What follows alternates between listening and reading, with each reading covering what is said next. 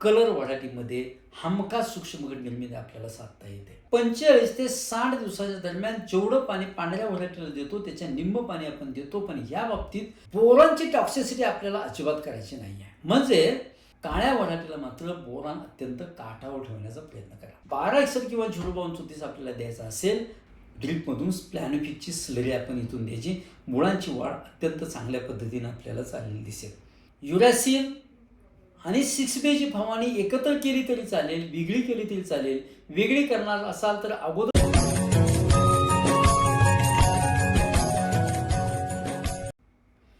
नमस्कार द्राक्षबाजार बंधूंनो, मी विजय कुमार तासगाव यश ॲग्रोला पुन्हा एकदा आपल्या सगळ्यांचा जो कमीत कमी खर्चातला साठीचा जो संवाद आहे त्या संवादात आपल्या सगळ्यांचं स्वागत करतो.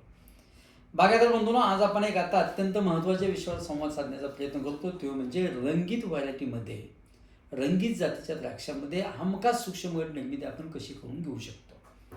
लक्षात घ्या, एक सर्वसाधारण अनुभव किंवा सर्वसाधारण गोष्ट अशी आहे की रंगीत व्हरायटीच्या जी जाती आहेत, द्राक्ष आपण लावतो त्या भारी रानात लावण्याचा प्रयत्न करतो.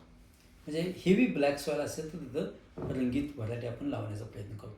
हलक्या सॉईलला सुद्धा रंगीत व्हरायटीची द्राक्षे चांगली येऊ शकतात, काही प्रॉब्लेम नाही आहे. फक्त नियोजन कसं असावं ह्या विषयावर मी आपला संवाद साधण्याचा प्रयत्न करतो आहे. बागायतदार बंधूंनो, क्रिम्सन असो, ज्योती असो, कृष्णा सीडलेस असो, शरद असो किंवा ज्या व्हरायटी आता जेवढ्या नवीन आल्या त्या सगळ्या व्हरायटीच्या बाबतीत एक गोष्ट लक्षात ठेवा की किंवा पांढऱ्या व्हरायटीच्या बाबतीत सुद्धा एक गोष्ट लक्षात ठेवा की कमीत कमी 5,500 ते 6,000 ब्रिक्स लक्स सूर्यप्रकाश आपल्याला पाहिजे असतो. पडणारा सूर्यप्रकाश हा शेवटपर्यंत 45 ते 60 दिवसाच्या दरम्यान किमान 2.5 तास त्या प्रोटीन मासवर पडला पाहिजे. पानाचा आकार इथं सुद्धा असाच आहे. पानाचा आकार हा 152, 153 ते 157 सेंटीमीटर असावा. काळी सूर्यप्रकाशाच्या दिशेनं पूर्ण चांगली बांधलेली असावी. न्यूट्रिशन बॅलन्स अत्यंत चांगला असावा. पाणी नियोजन व्यवस्थित केलेलं असावं. ह्याच तापमान 25 ते 35 डिग्री सेंटीग्रेड तापमान असावं, तसं 25 ते 28 डिग्री सेंटीग्रेड तापमान असावं. ह्या सगळ्या गोष्टी ह्या कलर व्हरायटीला आणि पांढऱ्या व्हरायटीला सुद्धा चालतात. फक्त छोटेसे फरक आहेत ते मी आपणाशी शेअर करण्याचा प्रयत्न करतोय. बागायतदार बंधूंनो, पाणी व्यवस्थापनाच्या बाबतीत एक छोटासा फरक ह्या पांढऱ्या आणि काळ्या व्हरायटीच्या बाबतीतला असा आहे, कलर व्हरायटीच्या बाबतीतला असा आहे की आपण 45 ते 60 दिवसाच्या दरम्यान जेवढं पाणी पांढऱ्या व्हरायटीला देतो त्याच्या निम्म पाणी आपण देतो, पण ह्या बाबतीत जेवढं पाणी पाठीमागे देत आलो तेवढंच पाणी आपल्याला 45 ते 60 दिवसाच्या दरम्यान सुद्धा द्यायचं आहे. पाण्याचा ताण बागेला द्यायचा नाही, एक्सेसही द्यायचं नाही, पण कमी पडणार नाही ह्याची काळजी मात्र नक्की घ्यायची आहे. बाग दुपार धरली नाही पाहिजे. पहिला पाण्यातला हा सगळ्यात मोठा फरक आहे. समजा आपण एकरी 5,500 ते 6,000 लिटर हलक्या जमिनीला आणि 4,000 ते 4,500 लिटर मध्यम जमिनीला किंवा भारी जमिनीला देत असो तर तेवढ्याच पाण्याची मात्रा तेवढ्याच दिवसाच्या इंटरव्हलनं आपण 60 दिवसापर्यंत सुद्धा द्यायची आहे. म्हणजे पाण्यात बदल करायचा नाही, हा सगळ्यात मोठा फरक. दुसरी गोष्ट त्या न्यूट्रिशन बॅलन्सच्या बाबतीतली अशी आहे की बोरॉनची टॉक्सिसिटी आपल्याला अजिबात करायची नाही आहे. म्हणजे पांढऱ्या व्हरायटीमध्ये जसं आपल्याला झिंक, मॅग्नेशियम, बोरॉन, फॉस्फरस आणि काही प्रमाणात पोटॅश लागतो, त्याच पद्धतीनं इथं झिंक, मॅग्नेशियम, फॉस्फरस, काही प्रमाणात पोटॅश, त्याचवेळी बोरॉन टॉक्सिसिटीकडं अजिबात चालत नाही, पण त्याचवेळी फेरस चिलेटेड मात्र आपलं स्प्रेमधून गेलंच पाहिजे. हा थोडासा फरक लक्षात घ्या. बोरॉनची टॉक्सिसिटी अजिबात करायची नाही आहे. पांढऱ्या व्हरायटीला थोडी टॉक्सिसिटी झाली तरी चालते, पण काळ्या व्हरायटीला मात्र बोरॉन अत्यंत काठावर ठेवण्याचा प्रयत्न करा. कमी पडता कामा नये. बोरॉन आपण नेहमी म्हणतो बोरॉन झाडाचं स्टेरिंग आहे. थोडं जास्त झालं तरी इकडच्या बाजूला जाऊ शकतं, गाडी खड्ड्यात जाऊ शकते. थोडं कमी पडलं तर ह्या बाजूच्या खड्ड्यात सुद्धा गाडी जाऊ शकते. बोरॉनची मात्रा अत्यंत व्यवस्थित ठेवण्याचा प्रयत्न करा. त्याचवेळी फॉस्फरस हा किमान 45, 47, 48 ppm पर्यंत त्या विलीत पाहिजे. म्हणजे फॉस्फरसची मात्रा अत्युच्च लेवलला पाहिजे. एक गोष्ट इथं पुन्हा एक अजून सांगतो की फॉस्फरस बरोबर झिंक देऊन आपल्याला चालत नाही, कारण ते पाणी फुटतं किंवा त्याची टॉक्सिसिटी होऊ शकते. ह्यासाठी फॉस्फरस बरोबर जर आपण फेरस दिला तर ते फॉस्फरस उचलण्यासाठी सुद्धा त्याचा चांगला फायदा होतो. म्हणजे 12 एक्सेल किंवा 0.34 आपल्याला द्यायचा असेल तर त्याबरोबर जर फेरस सल्फेट एकरी चिलेटेड 250 ग्रॅम जर आपण दिलं तर फेरसचा फॉस्फरस उचलण्यासाठी सुद्धा चांगला फायदा होईल आणि वेलीची फॉस्फरस डिफिशियन्सी कमी होऊन जाईल.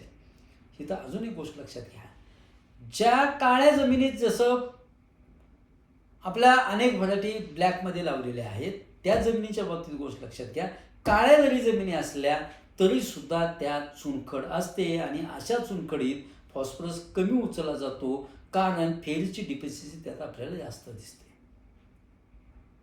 आणि ही फेरीची डिफिशियन्सी काळ्या व्हरायटीमध्ये म्हणजे क्रिम्सन सहित काळ्या व्हरायटीमध्ये सूक्ष्मघड निर्मिती करायला अडथळा निर्माण करते. ह्यासाठी काळ्या जमिनीत सुद्धा आपल्याला चिलेटेड फेरसचा एकरी किमान 1 किलो म्हणजे 250 ग्रॅम 4 वेळा द्या किंवा अर्धा किलो 2 वेळा त्या ड्रिपमधून द्यायलाच पाहिजे. त्याचवेळी फॉस्फरस चांगला उचलण्यासाठी 45 ते 60 दिवसाच्या दरम्यान किमान 2 वेळा PSP फॉस्फरस सोल्युलायझिंग बॅक्टेरिया हे आपल्या ड्रिपमधून गेल्याच पाहिजेत. म्हणजे फॉस्फरस आपला चांगला उचलला जाईल आणि दरम्यानच्या काळात झिंक, मॅग्नेशियम आणि 0.34 आपण ड्रिपमधून देतोय. बोरांची मात्रा हिथं मात्र आपण पांदेट परीक्षण केल्याशिवाय अजिबात द्यायची नाही, ही गोष्ट प्रत्येकानं लक्षात घ्या. म्हणजे अन्न मूलद्रव्याच्या बाबतीत झालं, पाणी व्यवस्थापनाच्या बाबतीत आपण चर्चा केली.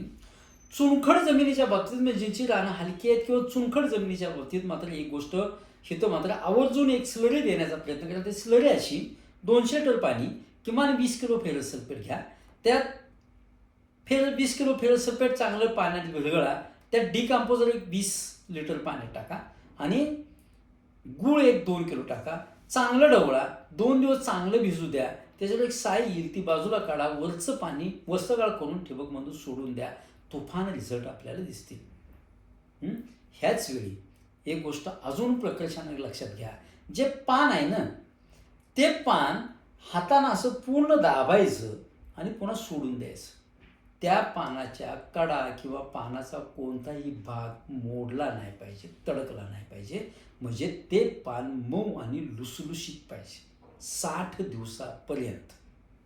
बारीक फरक आपण थॉम्सन किंवा पांढऱ्या व्हरायटीच्या काळ्या व्हरायटीच्या बाबतीतले आपण पाहतोय. छोटे फरक आहेत पण ते अत्यंत महत्त्वाचे आहेत. पान कडक अजिबात येता कामा नये. ह्यासाठी न्यूट्रिशन बॅलन्स आपण पहिल्यापासून ठेवण्याचा प्रयत्न करायचा. जर समजा पान आपल्याला कडक आलं असं वाटतंय त्यावेळी चांगल्या दर्जाचं सिवीड घ्या, चांगल्या दर्जाचं सिवीड घ्या आणि 1 किंवा 2 स्प्रे जमिनीतून स्प्रेला देऊन टाका. म्हणजे पान हिरवगार आणि लुसलुशीत राहील. त्याचवेळी फेरस सल्फेट, झिंक सल्फेट आणि मॅग्नेशियम सल्फेटची एखादी फवारणी एक्स्ट्रा आपण दिली तरी सुद्धा चालेल. मॅग्नेशियम सल्फेट फवारत असताना मात्र 1 लिटर पाण्याला किमान 10 ग्रॅम चिलेटेड फेरस 1 ग्रॅम आणि चिलेटेड झिंक 1 ग्रॅम अशी फवारणी दिली तरी चालेल. बोरान गरजेचं आहे पण तपासून घेऊनच बोरान द्या. विदाऊट तपासणीचं बोरान कलर व्हरायटीला अजिबात देऊ नका.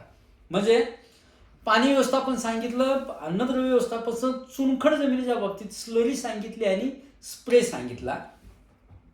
ह्या बाबतीत अत्यंत महत्त्वाची गोष्ट, कोणत्याही गोष्टीची वेलीवर टॉक्सिसिटी निर्माण होणार नाही अशा पद्धतीचे स्प्रे घ्या. एक वेळ ह्या काळात स्प्रे नाही झाला तरी चालेल पण स्प्रे जो देतोय त्याची टॉक्सिसिटी वेलीवर येणार नाही ह्याची काळजी घ्या. पुन्हा ह्या काळातल्या पांढऱ्या मुळ्यांचं व्यवस्थापन अत्यंत महत्त्वाचं आहे. ह्यासाठी 45 ते 50 दिवसाच्या दरम्यान आपण एक स्लरी देतोय. ती स्लरी अशी 200 लिटर पाणी, 100 ml आपण प्लॅनोपिक्स देतोय, 2 किलो गूळ देतोय, 5 ग्रॅम चांगल्या दर्जाचा 6-वे देतोय आणि एखादा दिवस ते त्या हौदात आपण भिजत ठेवायचं आणि 2 किलो ग्रीन ह्युमिक टाकायचं आणि एक ड्रिपमधून प्लॅनोफिकची स्लरी आपण इथून द्यायची. मुळांची वाढ अत्यंत चांगल्या पद्धतीने आपल्याला चाललेली दिसेल. सबकेन करायलाच पाहिजे. सबकेन करत असताना पहिला 6 ते 7 पानावरती कलर व्हरायटीला शेंडा मारा, त्याचा पुढचा किमान 5 पानावरती मारा आणि पुढचे 3 डोळे छाटणीच्या वेळी आपण कट केले तर टायगर बर्ड आणि त्याच्या पुढचे 2 डोळे असे ठेवून आपल्याला योग्य स्थिती आपल्याला साधता येते. ह्यासाठी सबकेन आवश्यक आहे आणि ह्या पद्धतीनं आपण सबकेम करण्याचा प्रयत्न करा. त्याचवेळी टेम्परेचर जास्त झालं, तापमान कमी झालं, प्रकाश थोडासा कमी पडायला लागला किंवा काही अडथळे निर्माण झाले, विपरीत परिस्थिती जर निर्माण झाली तर मात्र आपण संजीवकांचे स्प्रे घ्यायचे. हे तर संजीवकाचा दर्जा मात्र अत्यंत महत्त्वाचा आहे. म्हणजे जे युरॅसिल आपण फवारणीला घेतोय ते युरॅसिल कुठल्याही परिस्थितीत पाण्यात विरघळणारा अजिबात असता कामा नये. 6 घेतोय ते पाण्यात विरघळणारा असता अजिबात कामा नये. शक्य झालं तर आपल्या यश ॲग्रोचं वापरण्याचा प्रयत्न करा.